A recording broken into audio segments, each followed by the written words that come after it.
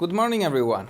This is Charalambos Pissouros, senior analyst at IronFX, bringing you the morning comment for the 21st of July. The European Central Bank kept its policy unchanged yesterday, maintaining in its forward guidance the easing bias that QE can be expanded both in terms of size and duration if needed. In his press conference, President Draghi maintained a very dovish tone as well, indicating that policymakers were unanimous both in making no changes in their forward guidance and in not providing a timeline for changes to the QE program.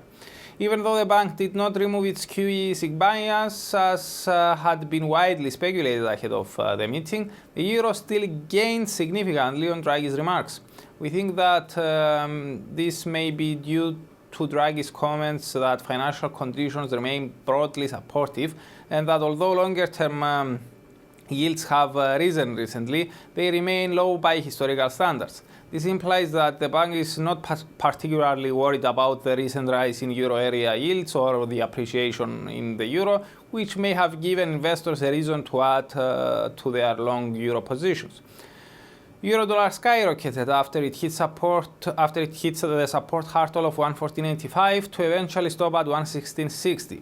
The price structure still points to an uptrend, and thus we would expect a break above 116.60 to open the way for our next resistance of 117.10, defined by the peak of the 24th of August 2015. However, given that we are already close to that key hurdle, we would be careful that a corrective setback may be on the cards soon. Looking at the weekly chart, the 117.10 obstacle appears to be the upper bound of the long-term sideways range that has been containing the price action since January 2015. As such, we prefer to wait for a decisive close above that zone before we get confident on larger upside extensions. Now, as for the big picture, besides pushing back the timing of an announcement on QE changes, not much has changed in our view. Draghi pointed out that the discussion on tweaks to QE should take place in the autumn, suggesting we are likely to get some signals on stimulus changes either in September or October. Although a lot will depend on incoming data, we think that the likely scenario is that the bank removes its QE easing bias at the September meeting, thereby laying the groundwork for a formal announcement in October that the pace of QE purchases may be reduced by the turn of the year. Draghi's speech at the Jackson Hole towards the end of August could provide clearer signals as to whether the bank is setting up for something like that.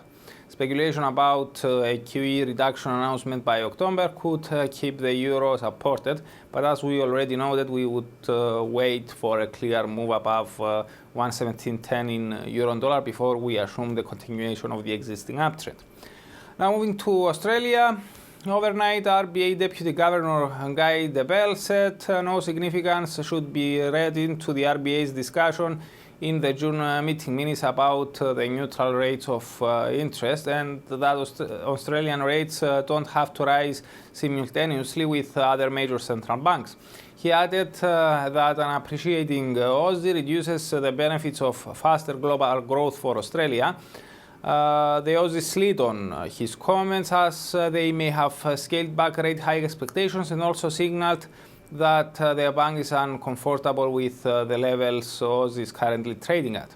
Even though the outlook for Aussie remains positive amid strong economic data, we have to highlight the risk that further dovish signals from the RBA aimed at bringing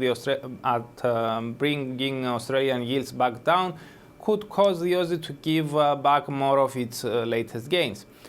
Aussie dollar slipped during the Asian morning Friday, falling below the support now turned into resistance line of 0.79. The rate continues to trade above the key obstacle of 0.78, which acted as the upper bound of the long-term sideways range that contained the price action from March 2016 until the 14th of July 2017. Thus, we still consider the outlook to be positive. Nevertheless, we see signs that the overnight slide may continue for a while, perhaps to challenge the key territory of 0.78 as a support this time. Our short-term oscillators support the case.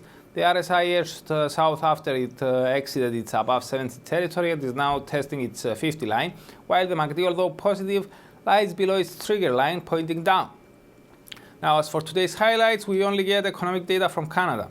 The nation's CPIs for June are due out, and expectations are for the headline CPI rate to have declined, while no forecast is available for the core print. Even though a potential slowdown in the CPI could hurt the Canadian dollar on the news, we doubt that it will deter the Bank of Canada from hiking rates again this year, as the bank already expects inflation to slow further in the third quarter before picking up again. We also get the nation's retail sales for May, and expectations are for a slowdown. For more information, please read the full comment on IronFX.com or download our app and get all the information you need to trade. Also, you can follow us on Twitter, like us on Facebook, subscribe to our YouTube channel, or circle us on Google Plus to get more trading ideas.